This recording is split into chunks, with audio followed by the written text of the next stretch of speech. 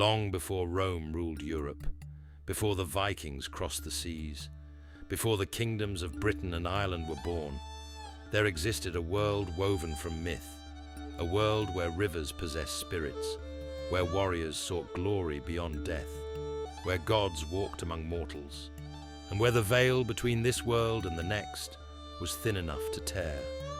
This was the world of the Celts.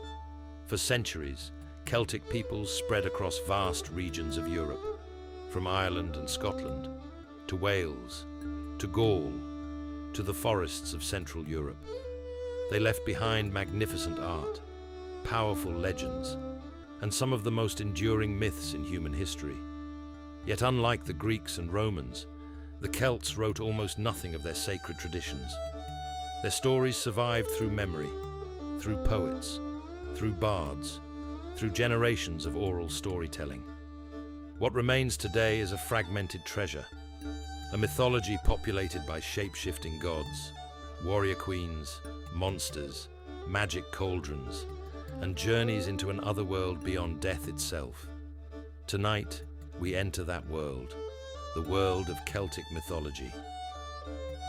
Imagine a world where every river possessed a spirit, where every forest concealed unseen beings, where kings sought the blessing of gods before taking their thrones, and where the boundary between the living and the dead was so thin that on certain nights it could be crossed.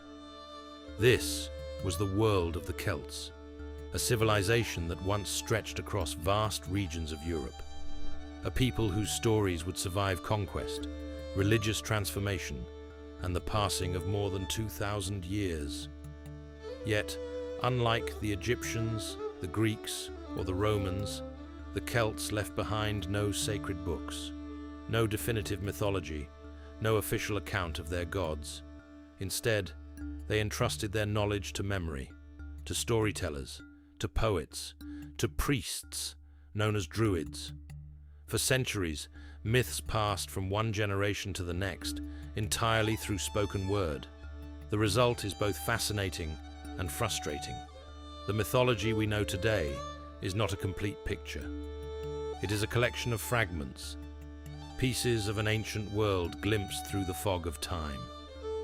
To understand Celtic mythology, we must first understand the people who created it. And that journey begins more than 2,500 years ago. The word Celt is familiar to millions today, yet the people we call Celts never saw themselves as a single nation. They were a collection of tribes, different kingdoms, different peoples connected by language, culture, and belief. At their greatest extent, Celtic cultures stretched across much of Europe, from the Atlantic coast of Ireland and Britain to the plains of France, across the Alps, into parts of modern Germany, Austria, Switzerland, Hungary, and even Turkey. Long before Rome became an empire, Celtic tribes dominated large portions of the continent. Greek writers were among the first outsiders to describe them. They spoke of fierce warriors living beyond the boundaries of the civilized world. To Mediterranean observers, the Celts seemed both admirable and terrifying. They were renowned for their courage in battle, their craftsmanship, their elaborate jewelry, and their seemingly endless appetite for warfare.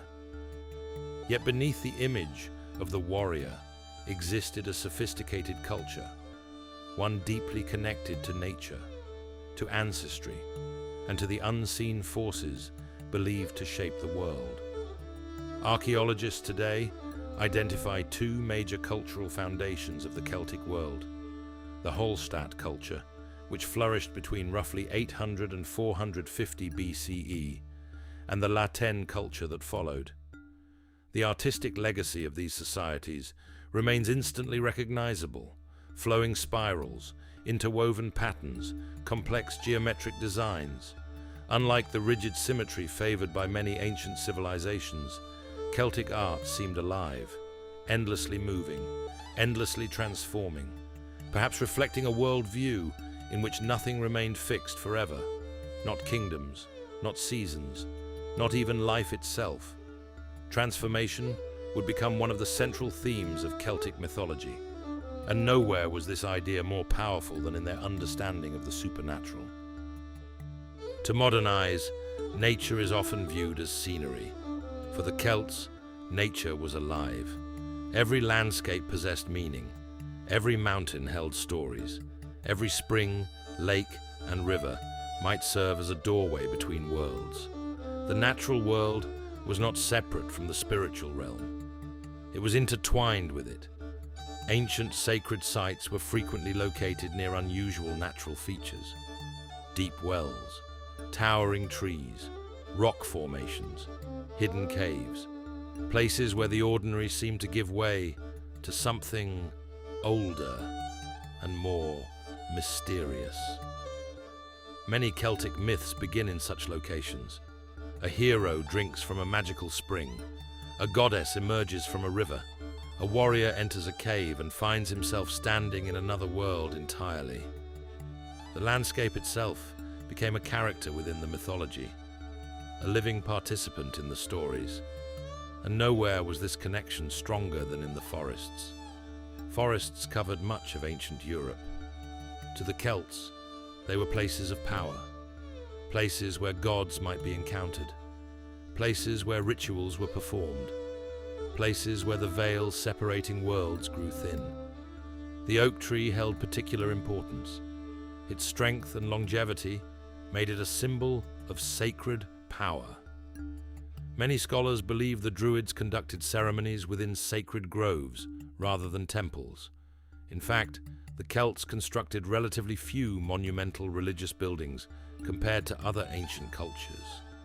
Nature itself served as the temple, the forest served as the cathedral, and the sky served as the roof. At the heart of Celtic spiritual life stood one of history's most mysterious groups, the Druids.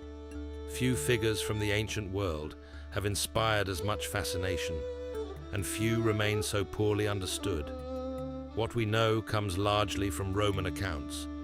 Writers, such as Julius Caesar, describe Druids as priests, judges, philosophers, teachers, and advisors.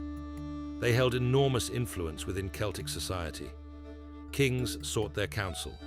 Communities respected their authority, and they served as guardians of sacred knowledge. Yet the Druids left behind almost no written records. According to ancient sources, much of their learning was deliberately memorized. Students reportedly spent years mastering vast bodies of knowledge: history, law, astronomy, poetry, genealogy, and religious tradition. The spoken word was sacred. Knowledge lived within memory, not on parchment. This decision would have profound consequences. When the old Celtic religion declined, much of its original mythology disappeared with it. Entire cycles of stories may have vanished forever. Gods whose names we will never know. Legends lost beyond recovery. A mythology erased not through destruction alone, but through silence. By the 1st century BCE, a new power was rising: Rome. What began as a city-state had transformed into an empire. Its armies expanded relentlessly across Europe, and eventually they reached Celtic lands. The encounters that followed would reshape history. Some Celtic tribes resisted fiercely, others formed alliances, but gradually Roman influence spread. In Gaul, modern France, Julius Caesar launched campaigns that brought millions under Roman control. The conquest was brutal. Entire communities were displaced. Traditional power structures weakened, and the authority of the Druids faced increasing pressure. Roman writers often portrayed Druids as dangerous, particularly because they represented an alternative source of loyalty and influence. Over time, many Druidic traditions were suppressed. Sacred groves were destroyed. Religious practices declined, and another piece of Celtic mythology disappeared into the shadows. Yet, the stories survived, not because of Rome, but despite it.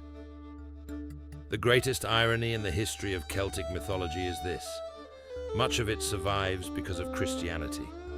As Christianity spread through Ireland and Britain, monks began recording stories that had previously existed only in oral tradition.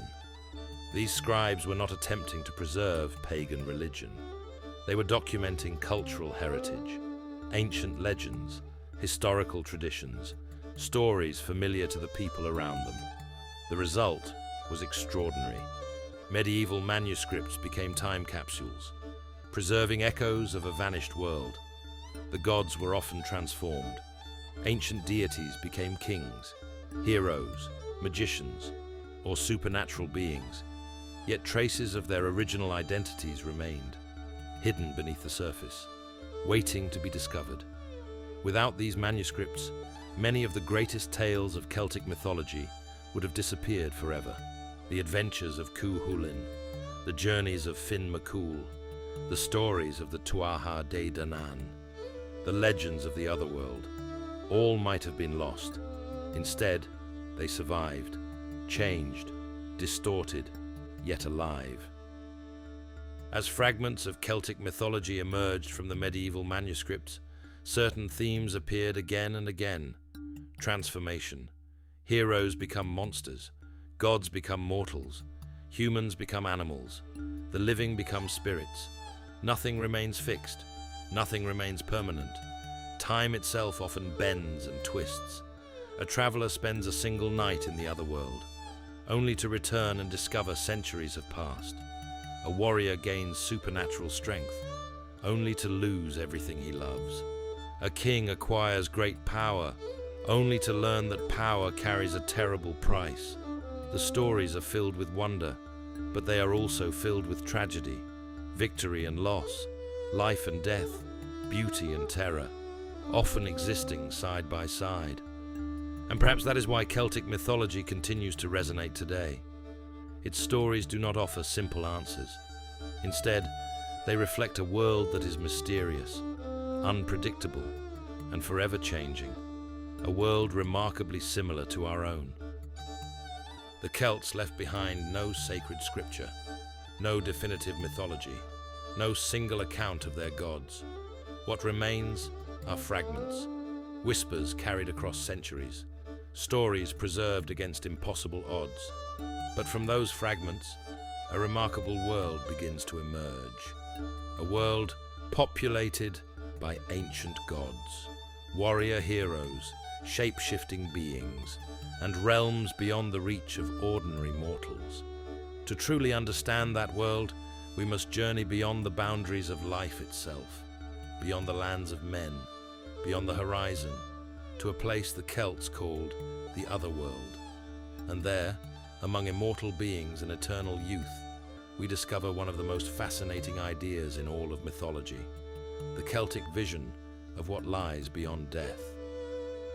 Death. For most ancient civilizations, it was a boundary, a final destination, a journey from which there could be no return. But for the Celts, death was something very different.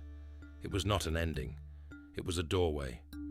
Beyond the visible world existed another realm, a place of eternal youth, of supernatural beauty, of immortal beings, a land where sickness did not exist, where hunger was unknown, where time itself flowed differently.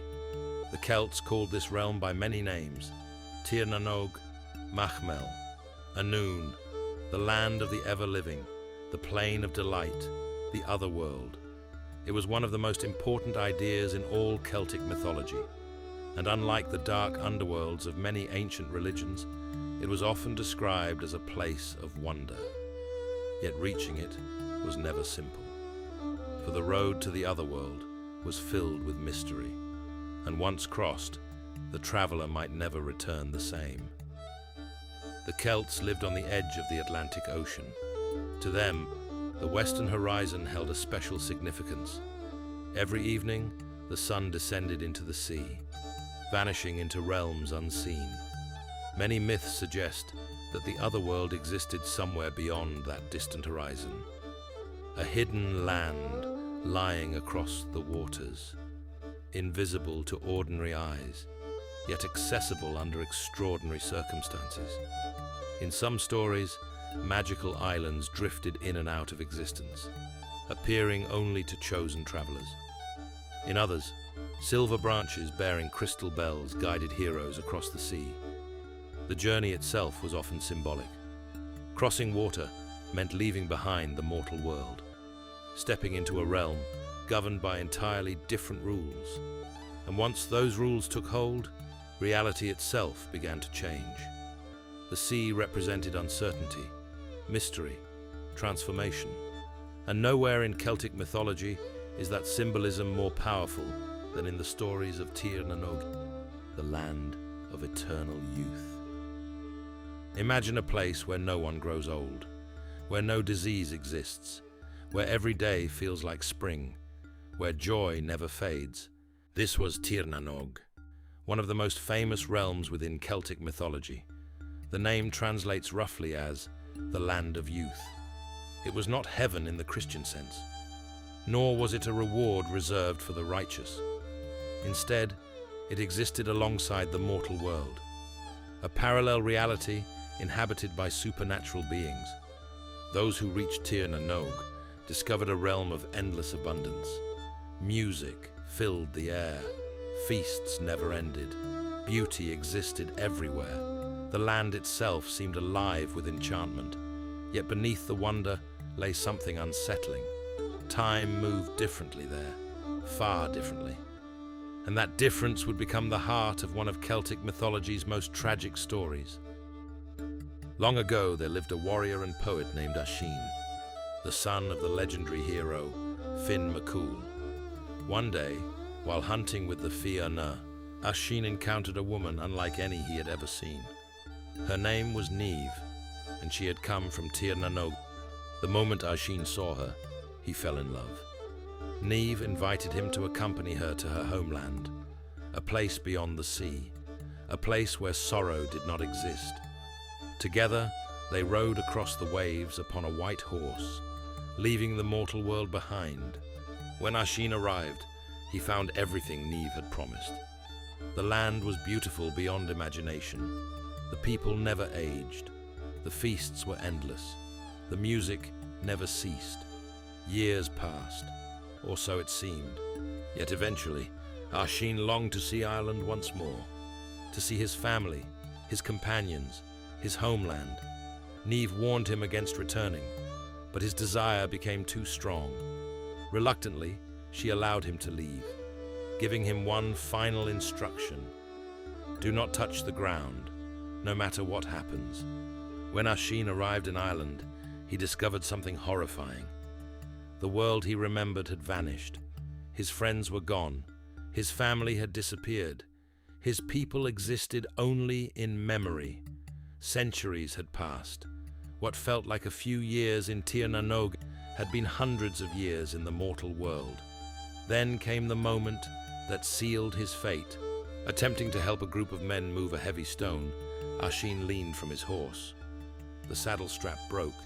He fell, and the instant his feet touched the earth, time caught him. All the centuries that had been held at bay rushed upon him at once. His hair turned white, his skin withered, his body aged into dust. The hero was gone. The lesson was unmistakable. The Otherworld could grant wonders, but it came at a price. No one could belong fully to both worlds. While Irish myths spoke of Tír na nÓg and Cumhaill, Welsh tradition preserved another vision of the Otherworld. Annwn, a realm every bit as mysterious, and perhaps even more dangerous. Unlike later depictions of hell, Annwn was not a place of punishment. It was a supernatural kingdom ruled by powerful beings, a land of abundance, magic, and hidden knowledge. The earliest surviving Welsh myths describe Annwn as existing beyond ordinary reality. Its rulers possessed immense power, its treasures were beyond imagination, and its inhabitants often crossed paths with mortals. One of the most famous stories tells of a prince named Púca, a man whose life would be transformed after a single encounter with the supernatural. While hunting in the forest, Cumhaill encountered a pack of extraordinary dogs. Their fur was brilliantly white. Their ears were bright red, colors associated throughout Celtic mythology with the Otherworld.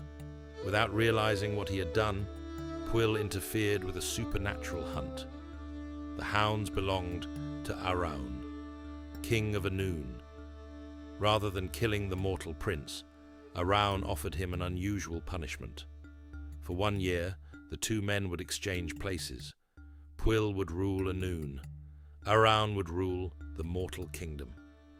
Through this strange arrangement, friendship grew between them, and Cumhaill gained insight into a world beyond ordinary human experience.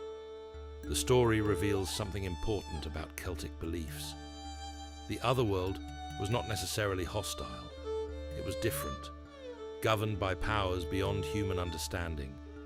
Yet interaction between worlds remained possible, sometimes even beneficial, provided the proper respect was shown. Not every entrance to the Otherworld lay across the sea. Some existed much closer to home. Scattered across Ireland, Scotland, and Wales are ancient earthworks and burial mounds. Many were already thousands of years old when Celtic myths first emerged. To later generations, these mysterious structures demanded explanation, and mythology provided one. The mounds became known as portals, entrances to the realm of the Sidhe, the supernatural beings who inhabited the Otherworld. By day, they appeared as grassy hills. By night, they might open, revealing shining halls beneath the earth. Many tales warn against entering these places. A single night spent inside could become a lifetime. A feast could become a trap, and a gift from the Sidhe might carry consequences impossible to foresee. Today, they are often called fairies, but the beings known as the Sidhe were far more complex than modern fairy tales suggest. They were powerful, ancient, sometimes benevolent, sometimes terrifying. Many scholars believe the Sidhe represent transformed memories of older Celtic gods. When Christianity spread through Ireland, the ancient deities could no longer be openly worshipped. Instead, they survived within folklore, not as gods, but as supernatural beings dwelling beneath the hills. The old divine race did not disappear. They simply moved into the shadows, and there they remained, waiting in stories, waiting in legend, waiting in the imagination of future generations. To the Celts, the Otherworld was never far away. It existed beyond the horizon, beneath the hills, within sacred lakes, inside ancient forests. It surrounded the mortal world like an unseen reflection, a realm where time flowed differently, where death lost its power, and where gods, spirits, and heroes walked together. But the Otherworld was only one part of a much larger mythology, for beyond its shining halls dwelled beings of immense power, gods who controlled war, poetry, kingship, the harvest, the sun, and fate itself. To understand Celtic mythology, we must now meet those divine figures, the gods who shaped the destinies of heroes and kingdoms alike. And among them stands one of the most fascinating pantheons in the ancient world. The ancient Celts saw divinity everywhere, in rivers, in forests, in mountains, in storms. The world itself pulsed with supernatural power. Yet beyond these spirits stood greater beings, gods whose influence stretched across kingdoms, gods who guided heroes, controlled fate, and shaped the destinies of entire peoples. Unlike the Olympians of Greece or the gods of Rome, the Celtic pantheon was never fully unified. Different regions worshipped different deities. Different tribes preserved different traditions. And because so much knowledge was passed orally, many stories have been lost forever. Yet from the fragments that remain, a remarkable divine family emerges. A race known in Irish mythology as the Tuatha de Danann, the people of the goddess Danann, masters of magic, shapers of destiny. and perhaps the closest thing Celtic mythology possesses to a true pantheon. Their stories begin with an invasion, one that would change Ireland forever. According to medieval Irish tradition, long before mortal kings ruled Ireland, another race arrived upon its shores, the Tuatha de Danann.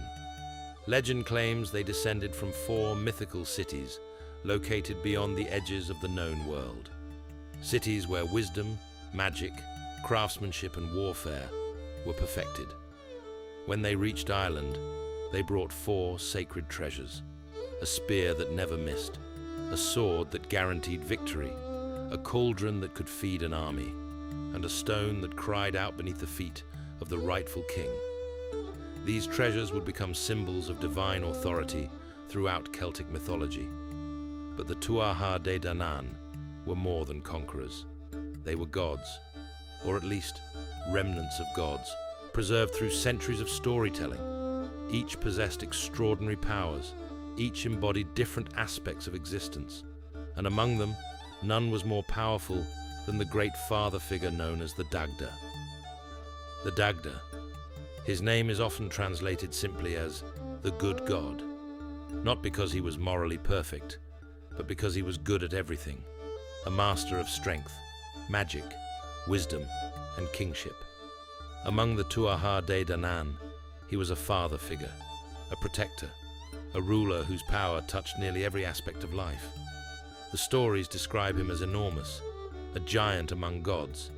His appetite was legendary, his strength unmatched, and his magical possessions were among the most powerful objects in Celtic mythology. The first was his club, a weapon so mighty that one end could kill 9 men with a single blow. Yet the other end possessed the power to restore life, death and rebirth, destruction and creation, 2 sides of the same force, a theme repeated again and again throughout Celtic belief. The second was his cauldron, a vessel of endless abundance. No one ever left it hungry, no matter how many gathered around it. For ancient societies, often threatened by famine, such an object represented the ultimate symbol of prosperity. The third was perhaps the most extraordinary, a magical harp, not merely an instrument, but a force capable of controlling the seasons themselves. With a single melody, the Dagda could summon laughter, tears, sleep, or awakening. Music, in Celtic mythology, was never simply entertainment. It was magic, a power capable of altering reality, and few wielded that power more completely than the Dagda. Yet despite his immense strength, even he could not escape fate. For looming over every battle and every kingdom was another deity, a figure far more mysterious, far more feared, the goddess known as the Morrigan. If the Dagda represented abundance and protection, the Morrigan represented uncertainty, war, and destiny. Few figures in Celtic mythology are as haunting or as misunderstood, often appearing as a beautiful woman, a raven, or an old crone. The Morrigan was a shapeshifter, a goddess whose presence often signaled approaching conflict. Ancient stories portray her not simply as a goddess of war, but as a goddess of fate. She did not cause battles, she foretold them. She stood upon the edge of history, watching, waiting, knowing. In some traditions, the Morrigan appears as a trio of interconnected goddesses, 3 aspects of a single divine force, reflecting a recurring Celtic fascination with sacred groups of 3. The power of the Morrigan lay not in physical strength, but in prophecy. She knew who would live, and who would die, who would rise, and who would fall.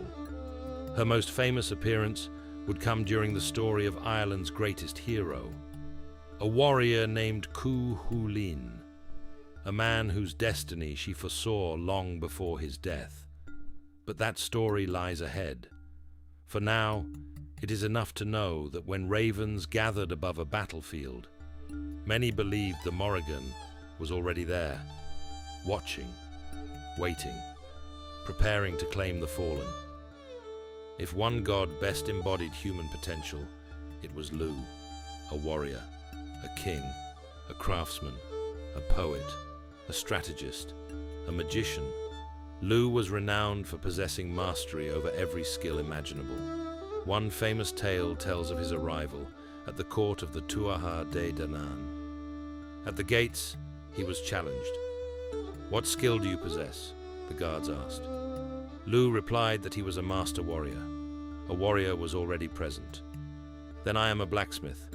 So are we. Then a poet. Then a musician. Then a healer. Then a craftsman." Each skill was already represented. Finally, Lugh asked a simple question. "Do you have anyone who possesses all of these skills at once?" The answer was no, and so Lugh entered. The story reveals why he became one of the most beloved figures in Celtic mythology. He represented excellence, achievement, human potential elevated to divine levels. His weapon was a magical spear, a spear so powerful it hungered constantly for battle. Some legends claim it had to be restrained when not in use. Others describe it as impossible to resist once thrown. In many ways, Lugh became the archetype of the ideal ruler. Strong enough to fight, wise enough to lead, creative enough to inspire, and skilled enough to solve problems beyond brute force. His legacy survives even today. The festival of Lunasar, celebrated at the beginning of the harvest season, bears his name. A reminder that long after the old religion faded, echoes of the gods remained. Among all Celtic deities, few bridged the gap between pagan mythology and Christian tradition more successfully than Brigid. She was a goddess of fire, but not destruction, creation, the fire of inspiration, the fire of craftsmanship, the fire of healing. To ancient Celts, these were not separate forces. The poet, the blacksmith, and the healer all transformed the world through knowledge. Brigid became patron of each. Her sacred flames were said never to go out. Even after Christianity spread across Ireland, devotion to Brigid endured. Eventually, she transformed, not disappearing, but evolving, becoming Saint Brigid, one of Ireland's most beloved Christian figures. The transition reveals something remarkable about Celtic mythology. The old gods were rarely erased completely. Instead, they adapted, changing shape as the world around them changed, a pattern repeated again and again throughout Celtic history. Some Celtic gods remain mysterious, known only through scattered images and fragments of inscription. Among them stands one of the most recognizable figures in Celtic mythology, Cernunnos, the Horned One. Depictions show him seated among animals, often bearing the antlers of a stag, surrounded by symbols of nature and abundance. Unlike many other deities, no complete myths about Cernunnos survive. His stories have been lost, yet his imagery speaks volumes. He appears as a mediator between humanity and the natural world, a guardian of wilderness, a symbol of fertility, life, and renewal. Even in silence, his image continues to inspire fascination, a reminder of how much Celtic mythology has vanished and how much remains beyond our reach. The gods of Celtic mythology were not distant creators observing the world from afar. They fought, loved, failed, competed, and suffered, like the humans who worshipped them. Their stories culminated in a series of mythological conflicts, wars that determined who would rule Ireland, battles between divine races, struggles between order and chaos. Among their enemies were terrifying beings known as the Fomorians, creatures associated with darkness, storms, and destruction. The clash between the Tuatha de Danann and the Fomorians would become one of the defining conflicts of Irish mythology. And standing at the center of that war was Lugh, the master of all skills, the hero who would challenge a monstrous king and reshape the fate of gods and mortals alike. But before we tell those stories, we must first meet the heroes, the warriors whose deeds would become legend, the champions whose names are still spoken more than 1,000 years later. Every mythology has its heroes, champions who rise above ordinary mortals, warriors whose deeds become legend, figures who embody the ideals, fears and dreams of the cultures that created them. For the Celts, heroes were more than warriors. They were symbols, models of courage, loyalty, honor, and sacrifice. Yet Celtic heroes rarely enjoyed happy endings.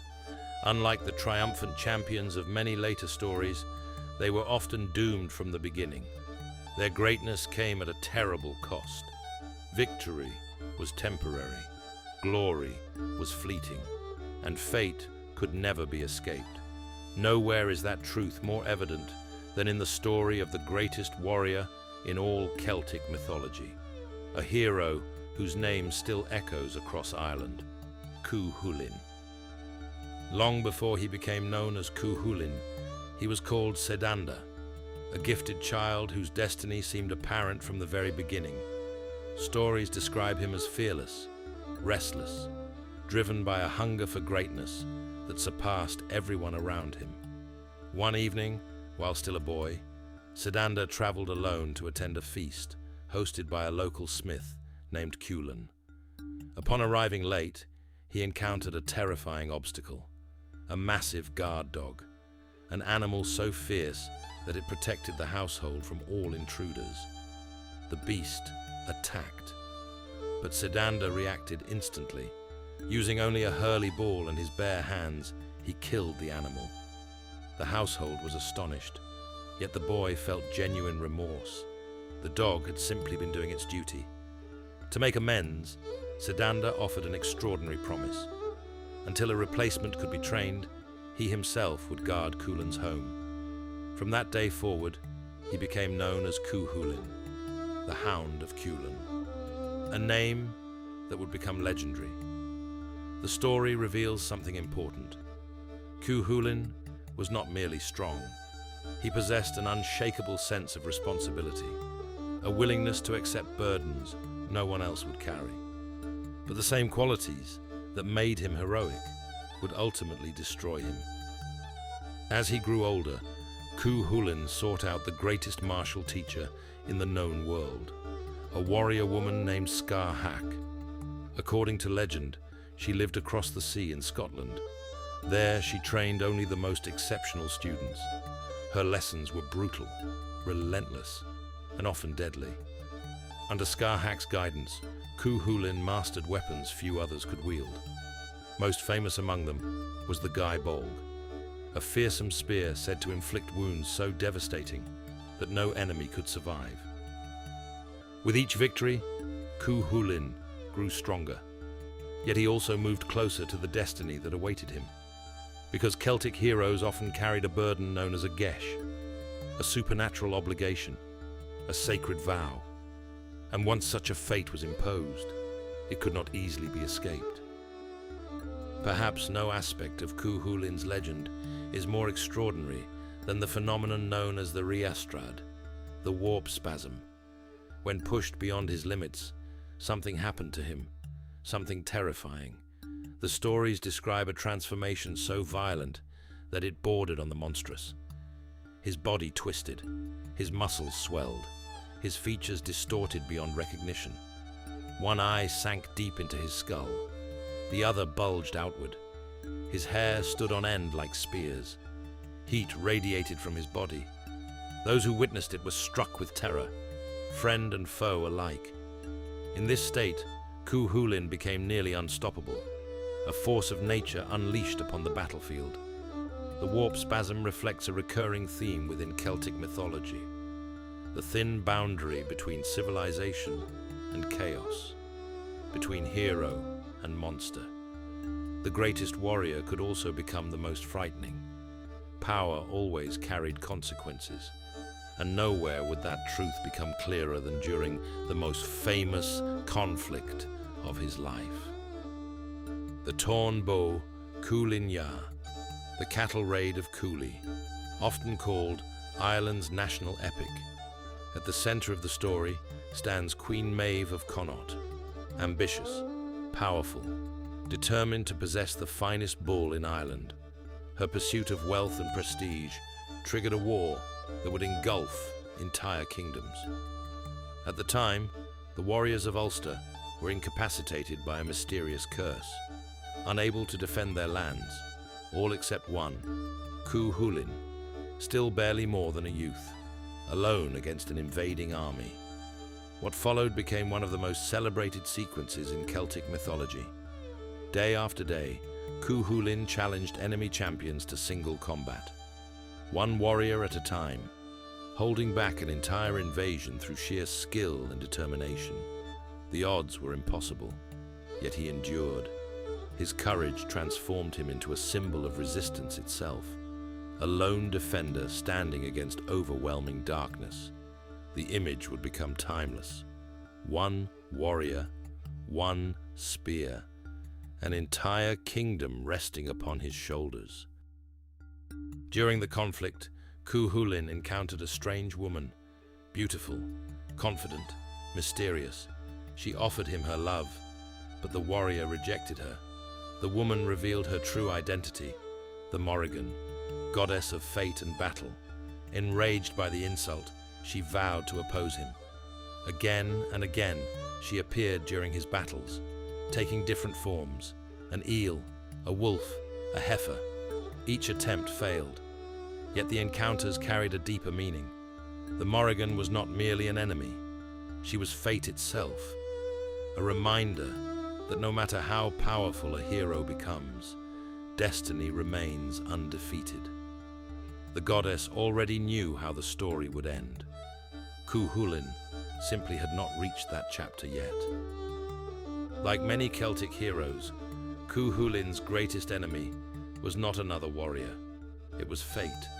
Prophecies surrounded him throughout his life. Each victory brought him closer to an inevitable end. Eventually, his enemies devised a plan. Through deception and manipulation, they forced him to break sacred obligations. His protection vanished. His destiny arrived, mortally wounded. Knowing death was near, Cú Chulainn refused to fall. Instead, he tied himself upright to a standing stone, facing his enemies, sword still in hand, even as life left his body. The opposing army hesitated. No one dared approach, not until a raven landed upon his shoulder. Only then did they realize the warrior was dead. The Morrigan had come at last, the prophecy fulfilled. The greatest hero of Ulster had fallen, but his legend would live forever.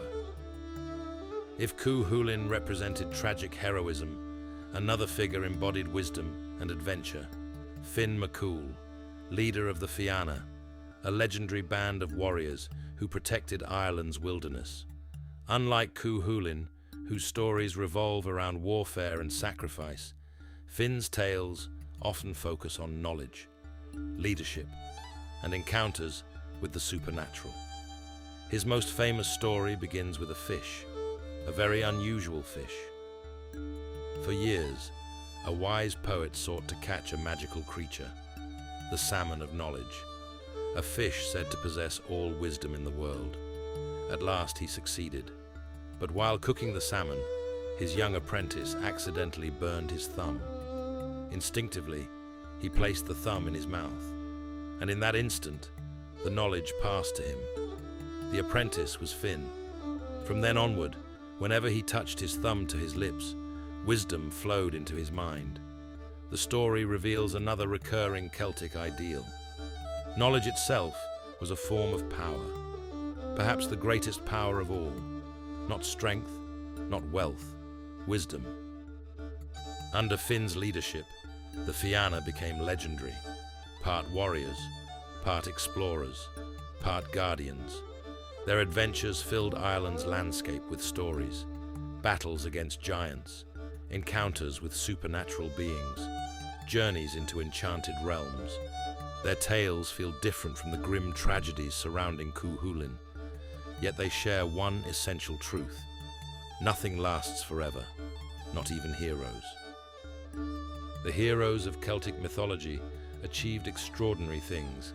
They defeated monsters, protected kingdoms, traveled between worlds, and challenged fate itself.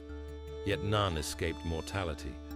Their stories remind us that greatness is temporary, that courage often demands sacrifice, and that even the strongest warrior cannot overcome time.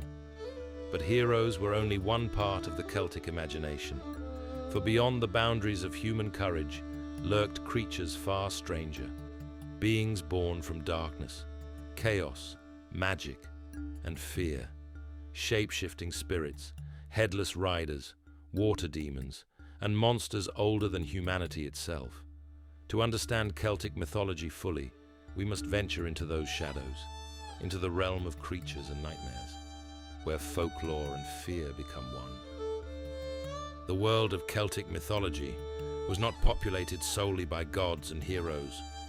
It was also inhabited by darker things, creatures that lurked beyond the safety of the hearth fire, spirits hidden within forests, monsters dwelling beneath lakes, entities that appeared at crossroads, and supernatural beings who blurred the boundary between the living and the dead.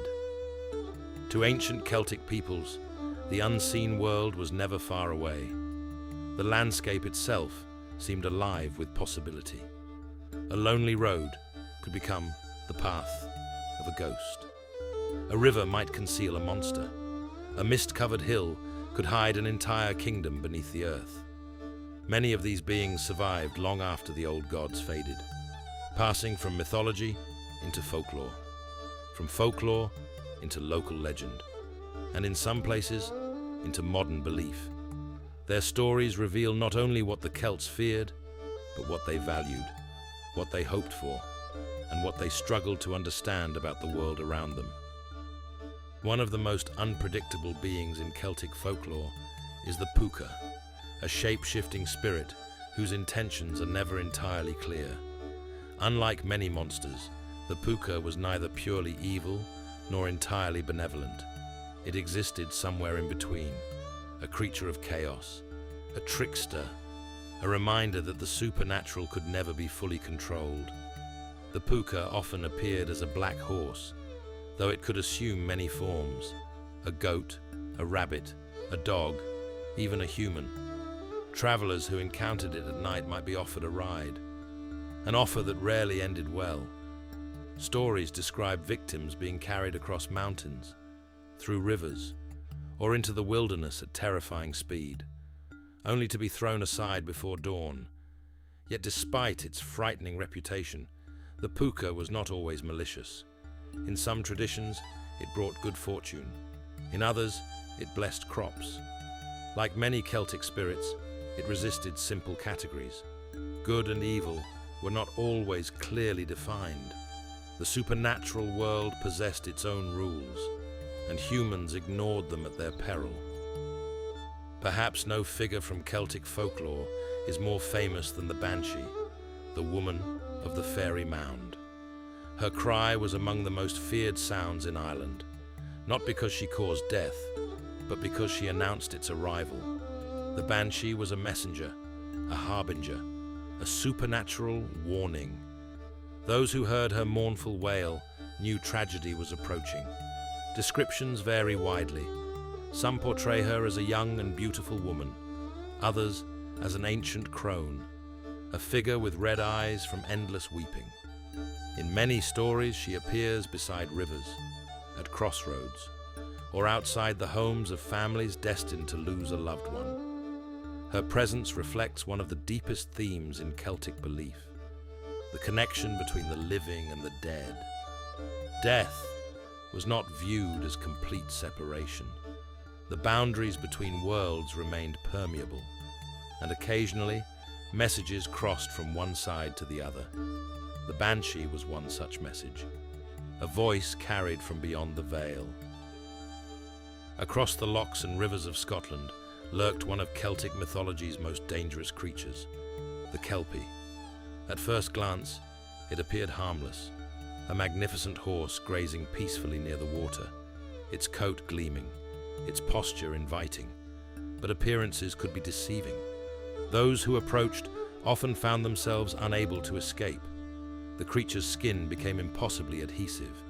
Once mounted, the victim was trapped. The Kelpie then plunged into the water, dragging its prey into the depths, never to return. To modern audiences, the Kelpie may seem like a simple monster story, but its origins likely served a practical purpose. Ancient waterways were dangerous, especially for children. The myth transformed a natural hazard into a supernatural warning, a lesson wrapped in terror. Stay away from dangerous waters, or risk becoming the Kelpie's next victim.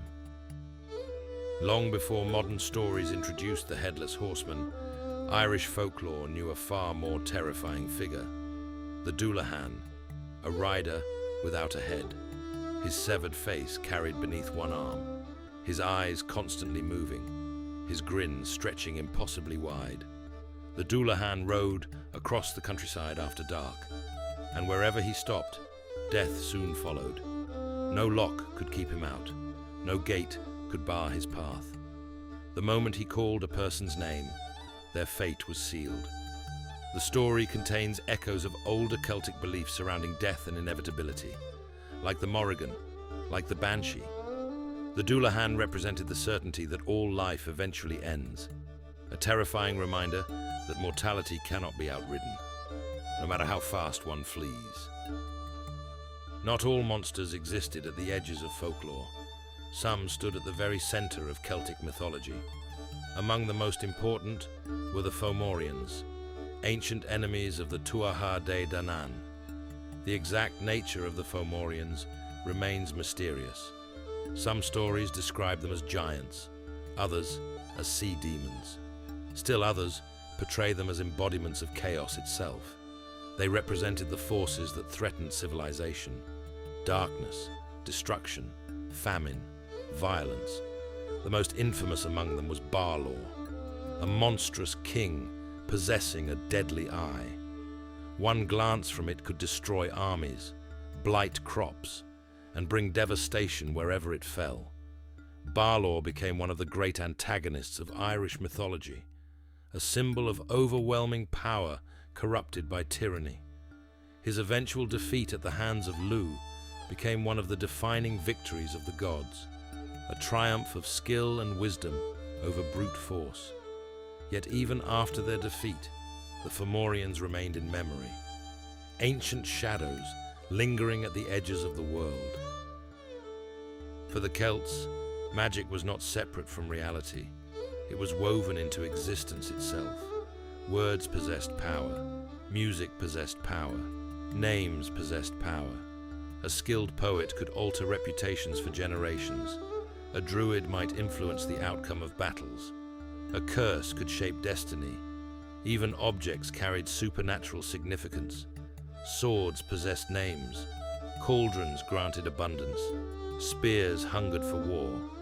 The magical and the ordinary existed side by side.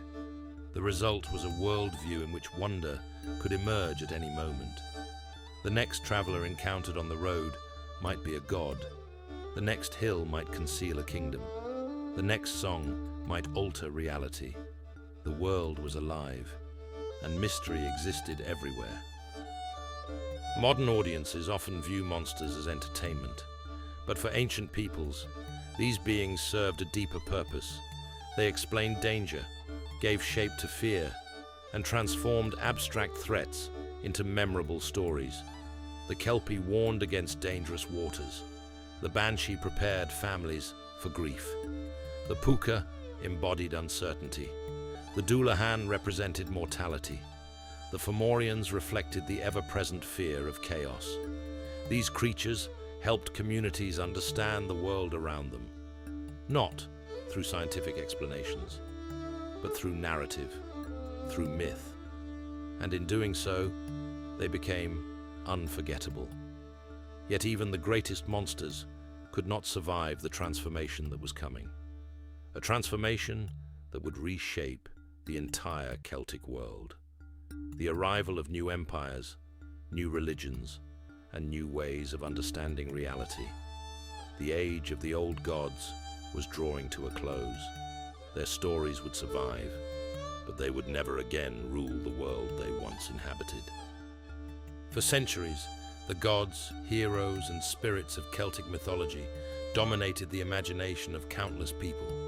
Their stories explained life, death, nature, and the unknown. But history was changing. Rome expanded, Christianity spread, the old traditions weakened, and gradually, the world that had produced these myths began to disappear. Yet disappearance is not the same as extinction. The gods would not die, not completely. Instead, they would evolve, transforming just as they always had, taking new forms, finding new homes, and surviving in ways no one could have imagined. Their final chapter was about to begin. Every mythology tells stories about beginnings, the birth of gods, the creation of worlds, the rise of heroes. But eventually, every mythology must confront another reality. Endings.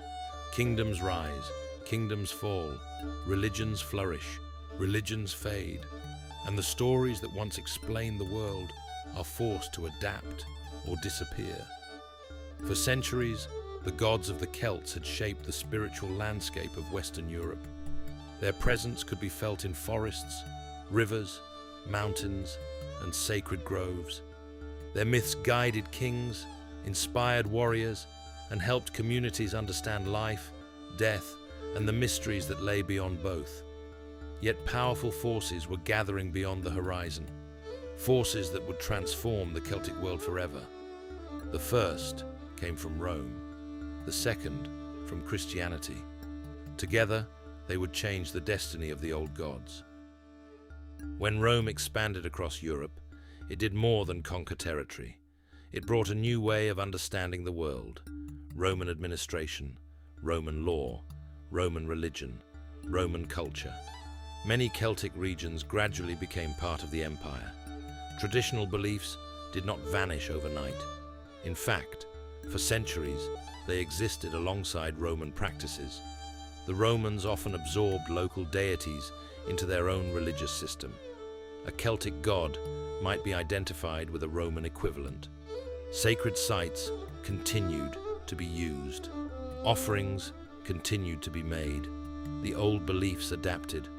But adaptation can be the first step toward transformation. And transformation was already underway. The Druids, the keepers of sacred knowledge, faced increasing pressure. Many traditional practices declined. Some disappeared entirely. The oral chains that had preserved myths for generations began to weaken. Stories were forgotten. Names vanished. Entire legends slipped into silence. Yet the greatest challenge to Celtic mythology had not yet arrived. Beginning in the early centuries of the Common Era, Christianity spread steadily across the Celtic world. Missionaries traveled through Ireland, Britain, and beyond, offering a radically different vision of the universe. One God, one salvation, one spiritual authority.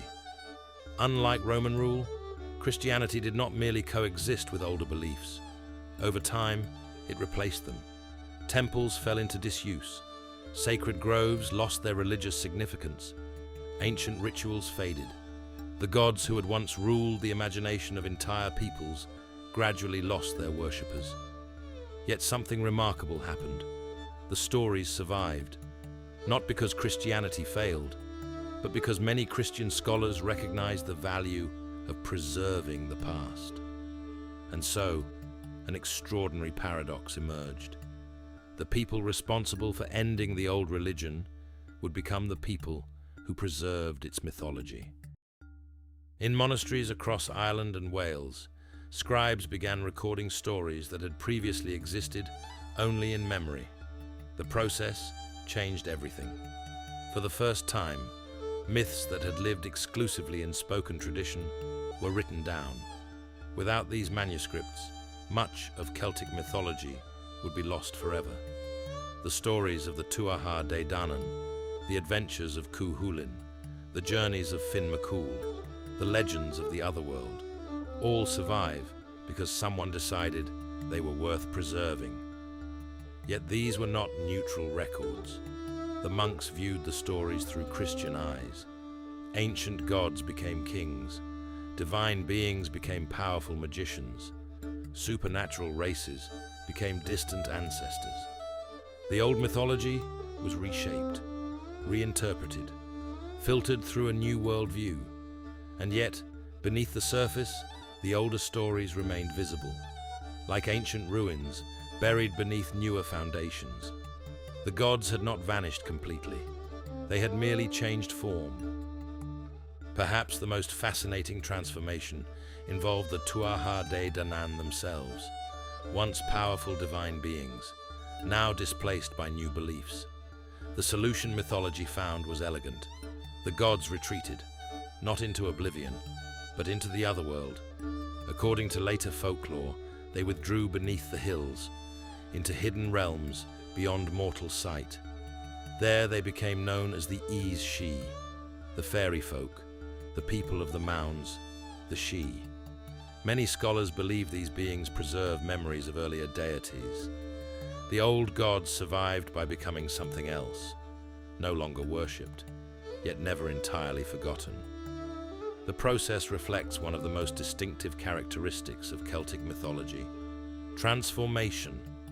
Nothing truly disappeared. It simply changed shape. The gods became fairies. The sacred became folklore. Myth became legend. And legend became tradition. No figure illustrates this transformation more clearly than Brigid, the goddess of poetry, healing, and sacred fire. As Christianity spread across Ireland, devotion to Brigid remained remarkably strong. Rather than disappearing, she evolved, becoming Saint Brigid, one of the most beloved figures in Irish Christianity. The transition was so seamless that scholars continue debating where mythology ends and history begins. The goddess survived, not as a rival to Christianity, but within it, a remarkable example of cultural continuity and proof that beliefs rarely vanish as completely as we imagine. They adapt, they merge, they find new forms through which to endure. For centuries, Celtic mythology remained largely confined to folklore and scholarship. Then, during the 19th century, something unexpected happened. Interest surged. Writers, artists, poets, and historians began rediscovering the old stories. Ancient heroes returned to public imagination. Forgotten myths found new audiences. The Celtic revival helped preserve traditions that might otherwise have faded away. At a time when industrialization was transforming society, many people look backward, seeking inspiration in older stories, older identities, older ways of understanding the world. The result was a renewed fascination with Celtic culture, one that continues to this day. Today, Celtic mythology is everywhere. Its influence can be found in literature, film, television, music, video games, and modern fantasy. The image of the wise Druid, the enchanted Otherworld, the tragic hero, the mysterious fairy folk, all owe something to ancient Celtic traditions. Even people who have never heard of the Tuatha de Danann often recognize elements of their stories. The mythology continues to evolve, just as it always has. New generations reinterpret old legends, finding new meaning within ancient tales. The stories remain alive because they continue to speak to universal human experiences: love, loss, courage, mortality, wonder. The search for meaning in an uncertain world. The same questions that inspired storytellers thousands of years ago remain with us today. The kingdoms of the ancient Celts are gone. Their temples have crumbled. Their sacred groves have long since fallen silent. The Druids no longer gather beneath the oaks. The old gods no longer receive offerings. And yet, their stories endure. They endure because myths are more than entertainment. They are vessels, carrying memories across centuries, preserving fragments of worlds that no longer exist. Through myth, the voices of the past continue to speak. The Dagda still feasts beside his cauldron. The Morrigan still watches from the battlefield. Lugh still raises his shining spear. Cú Chulainn still stands before impossible odds. And somewhere beyond the western horizon, Tír na nÓg still waits, the land of eternal youth. A reminder that some things never truly die. Perhaps that is the deepest lesson of Celtic mythology. Not that gods are immortal, not that heroes live forever, but that stories possess a kind of immortality, all their own.